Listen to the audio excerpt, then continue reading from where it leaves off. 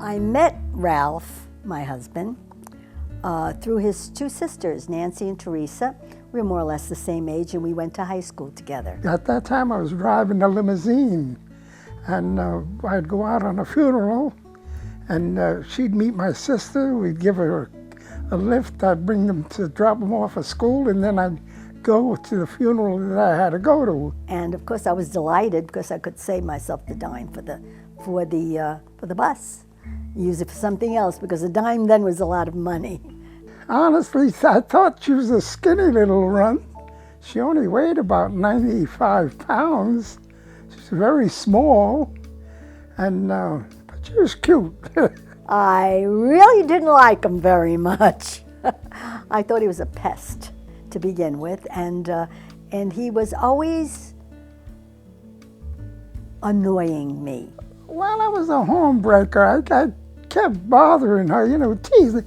When you're young, you do crazy things. He always had something to say that was not very nice, but not very bad, but always kind of just that annoying way of saying things like if I was humming or in the car on the way to school, I'd be maybe singing something.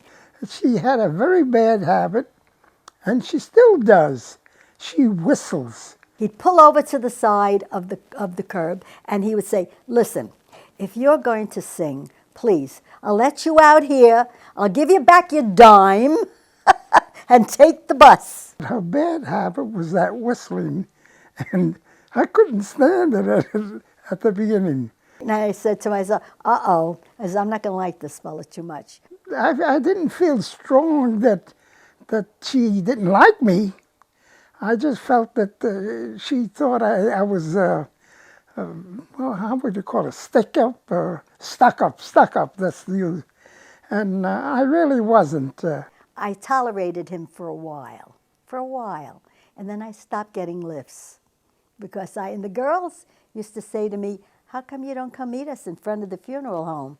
You don't come to school with us anymore, you don't get the lift." I says, truthfully, I don't like your brother.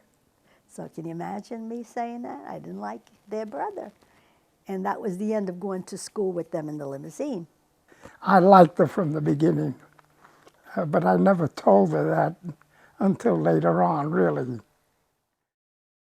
I took ill. She ended up with appendicitis, I believe it was. And yes, it was and she was operated on Parkway Hospital. Oh, he said, if I knew, I would have come to visit you.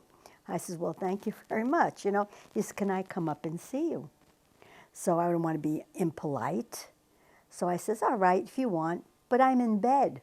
When she come home, she felt isolated because she hadn't been out in a long time. And I think that's when I made my first move. And sure enough, he showed up. And he showed up with a bouquet of flowers and a box of candy. And there I am in bed, in flannel pajamas, my greasy, oily hair in pigtails, and sweaty. I think I had a bath or a shower in 3 weeks. She says, oh, she says, you brought me candy too. I says, no. I says, that's for your mother. And the other one was for you. And we sat, we talked. He was very nice. Pressed my mother tremendously. He made a bigger hit on her than on me. And then he left. So I made good points with the old lady, And then after that, I hadn't heard from 2 or 3 days. And then came another phone call. And I was starting to get better. And he said, can I take you out when you're well? And I said yes. And I tell you the truth, I don't know why I said yes. I think it was because I was so tired of being at home, in bed, and sick. I says, I think anybody would have asked me, I would have gone. I think that was the only reason she went out with me, because she was never friendly, really, with me. He took me to Tung Hoi. It was quite a popular Chinese restaurant in Manhattan. When we went, we sat down, the waiter comes over, and he's ready to take the order. I says, well, what would you like? You read the menu. And I said, oh, I think I would like a meatball sandwich. I says, Peggy, you're in a Chinese restaurant. What do you want for meatballs?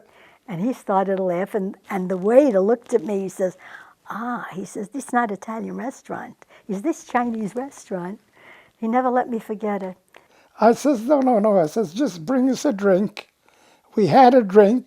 I paid the bill, and we went across the street to an Italian restaurant.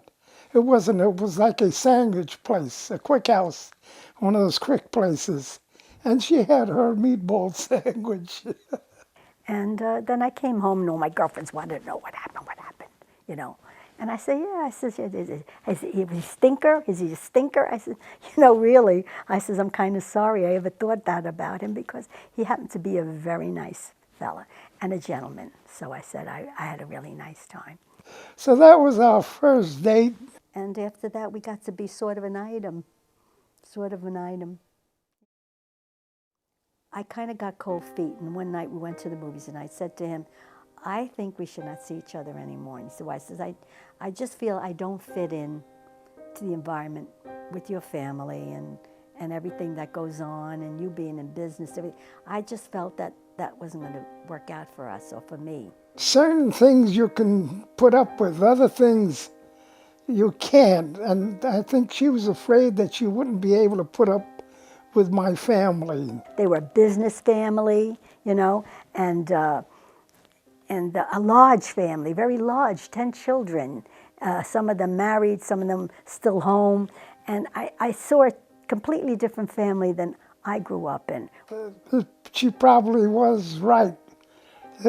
Neither I or fit. I'll never forget that day we gone to the movies up the corner, and it started to rain, and we were standing outside under a big umbrella. He had a big golf umbrella, and those are the things you remember, little things like that. And he looked so sad when I said that. And I almost wanted to bite my tongue because I saw such an expression on his face. He was very, very hurt. My brother Joe married a girl from Texas, and he was going down to Texas. I got up one morning. He says, Ralph, what are you doing? Do you want to come? Come on. Without even saying anything or talking to her, I threw some clothes in the bag there, whatever, and I went down to Texas. And I hadn't seen him for a whole year.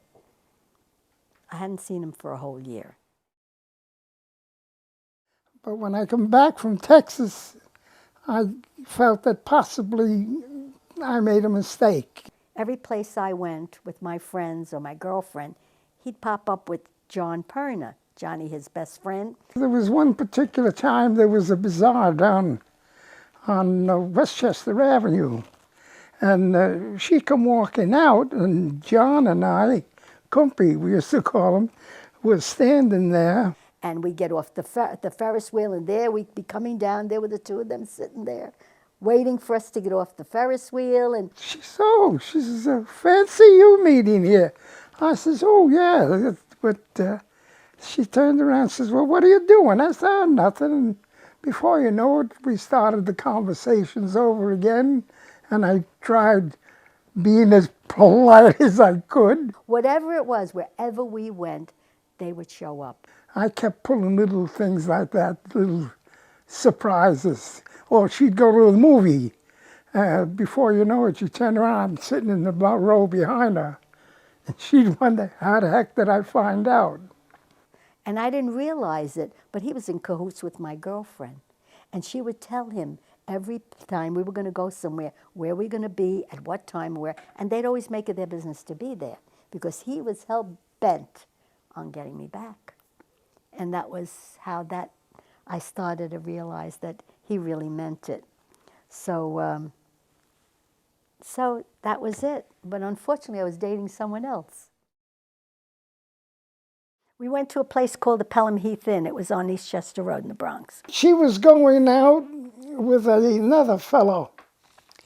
And it was his something with the family that I don't recall this. It was somebody's birthday. Joey, the young man that I was going out with at the time, he was a musician. He played with a band, and he couldn't make it that night. They had an engagement. And Peggy was invited with her two sisters and her two brother-in-laws. And we must have been about 15 people. what I did, I says, that's the heck with them. I'm going to show up. And we were all sitting down there, you know, enjoying the night, enjoying the occasion, this and the other thing. And there's Joey's family too there. Everybody, his brother, his sister-in-law, his sister, and his best friend, and several other people were there in the family, his cousins. And we're all sitting there, and who comes walking in? Ralph. Hey, I says, hey, well, nice meeting you here. He had a beautiful sport jacket, black and white check, and black pants, and a shirt and a tie. He was really all decked out. So I think my brother-in-law started giggling. They were laughing, you know, and my sister-in-laws were surprised. My sisters are kicking each other under the table, kicking each other. And my other sister, my sister T, she was a vamp. She's punching me like this at the side of the table, you know. Ask him to stay. Ask him to stay. So they sit down, have a drink. I sat down. I didn't care. And he got right into the conversation. And so Ralph's got just fit right in. And he won everybody over, you know, telling him this and that and everything. Because he always had a great personality. And then I said, oh, by the way, I says, I promised to call Joe at a certain time. So I says, come on, I'll walk you. The phone booths are over here in the lobby. So we went there. I even gave her the money to call him. And she must have thought I was nuts. I don't know. Oh, he was being real sarcastic, really. And so I called, and would you believe it? That Joe knew that Ralph was there because his brother had gone first to call him and say that her ex-boyfriend showed up. After that, I says, hey, the gloves come off. That's it. I don't care. I'm going to go for her. I'm going to take her, and that's it. But then again, I had so much respect for him. At that point, I says, they were right when they say he's never going to give up. I realized it then. And then I really felt that I really had fallen for him. I was able to convince her. So with that, I had to break up with the other one. That was hard because he already had an engagement ring. Up where above the florist, there was a two-bedroom apartment. And some very good friends of my father had rented that. And she used to play the piano. She's a very one, Mrs. D'Angelo. She invited us three, his two sisters and me, upstairs for coffee. And then she says, you got to play for us, you know? So me, it was a treat to sit down and play a baby grand. So I did. And I stopped playing a little bit. And who comes upstairs? His Majesty, Ralph. And I sat on the piano bench with Peggy, and she kept playing. And all of a sudden, his sisters disappeared. They just disappeared out of the room.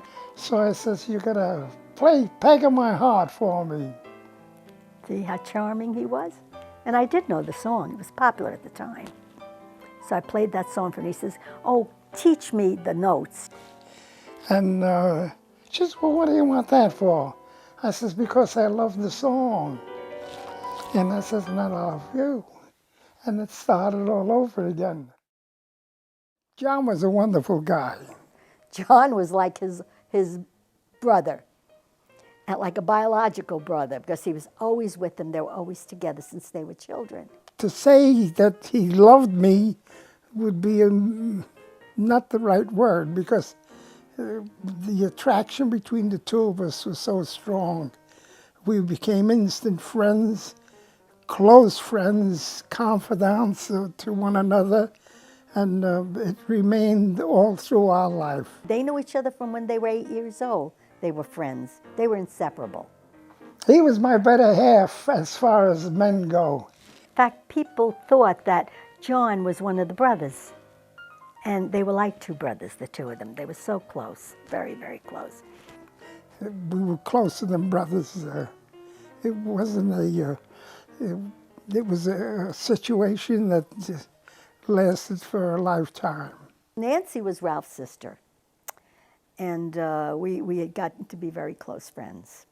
Nancy was a pretty little kid, and she knew it. John had always been in love with Nancy. I was one of the so-called rich kids. I had a bicycle.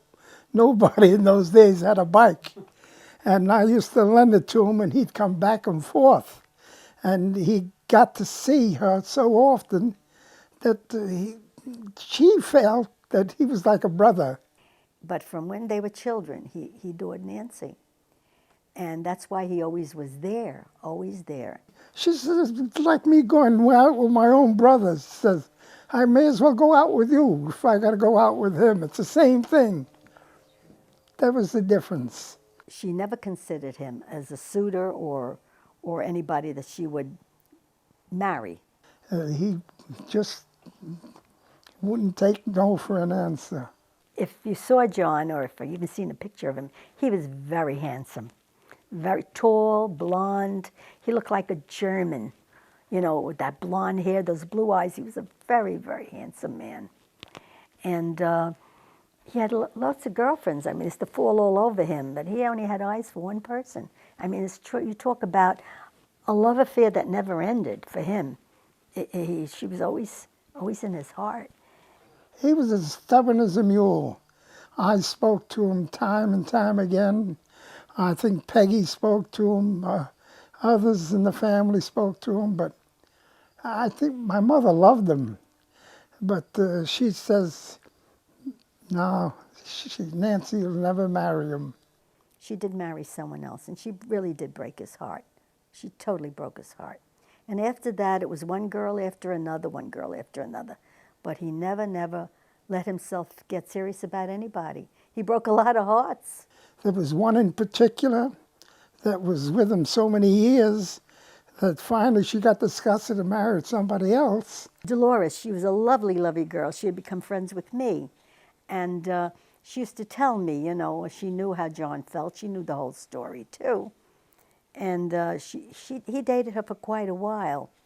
But then she said she had to break it off with him because he was just wasting her youth. She ended up with 2 or 3 kids, and her first son born, she named him John. And he turned around and I says, John, she's a widow now. The husband died. She's got a house. She's living in Jersey. She's got 2 grown sons or 3 grown sons. I says, you'll have a family, everything. He says, I don't need that. I says, what do you mean? Don't you like kids? He says, I got kids. He says, your boys, they're my kids. They're like my family. And so it ended up that John remained a bachelor. The day that he died in Calvary Hospital, he was almost dead. And she came to visit him with her husband, and this is many years had gone by. And then I went afterwards, and I known she just left, and he called me over to him, and he said, come here, I want to tell you something. What? He said to me, Nancy was here. I says, I know, John, I know she was here. He says, you know what, Peggy? She kissed me. He said, she kissed me. And he was so happy. He looked so happy because she kissed him before he died. That was love, true, true love. I felt so bad, but it just was one of those things that they would never get together. But he was happy. He had a smile on his face when he told me, and he could hardly even talk. He just whispered to me. He says, she was here and she kissed me. I tell you, I just couldn't get over that. How he looked when he told me that. It was his final end was a happy end for him, because at least he got that. Don't walk in front of me. I might not follow. Don't walk in back of me. I might not lead. Walk beside me and be my friend. That was John Perna. Walking beside me was always my friend. Was never better, never worse. Right in the middle. I don't know. I think you know when you start feeling differently toward a person, when you start caring about what happens to them, that's love. Love is not thinking of yourself. Love is thinking of the other person. If there's something bothering him, it bothers you. And when he's unhappy, you're unhappy. When I would get up in the morning, I'd look for her. I have a habit of touching and feeling if she's next to me. Not that I'm being fresh now. When you're away, you only feel like you're half of an individual. And when you're together, you feel whole. And that's love. That's what love is all about, thinking of the other person. You have to love somebody, but before that, you have to like them too. And you've got to be patient, because when the time comes, you'll find the right person. I found her. I was very young, very lucky.